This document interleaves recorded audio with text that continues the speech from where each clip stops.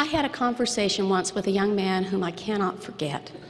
His story of activity, complete inactivity, and a return to activity included the description of 2 classrooms.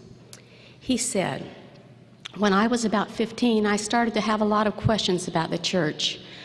I thought maybe there would be a chance to talk about my questions at church, but it didn't happen. In Priesthood, it seemed like most of the time everybody talked about the game the night before. Sunday school was about the same, maybe a little lesson thrown in during the last 5 minutes where the teacher asked questions, and it was kind of guess the right answer from the manual time. Well, other things happened. Late Saturday nights, a switch to an earlier meeting schedule, and soon the young man's attendance dropped to nothing.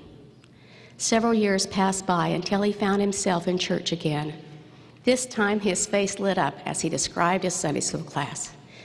The teacher was this unimpressive-looking guy, but he was so excited about what he was teaching. He didn't waste a minute. He asked important questions. Everyone had their scriptures. They looked up verses, shared ideas. They listened to each other. They talked about problems at school and how they fit in with the lesson. You could tell that the people in the class were all different, but they had one amazing thing in common. They were all interested in learning the gospel. After 5 minutes, I knew that this was a good place for me." What a difference in those 2 experiences. Can you imagine hundreds of thousands of classrooms every Sunday, each with a teacher who understands that the learning has to be done by the pupil. Therefore, it is the pupil who has to be put into action. When a teacher takes the spotlight, becomes the star of the show, does all the talking, and otherwise takes over all of the activity, it is almost certain that he is interfering with the learning of the class members. A skilled teacher doesn't think, "What shall I do in class today?" but asks, "What will my students do in class today?"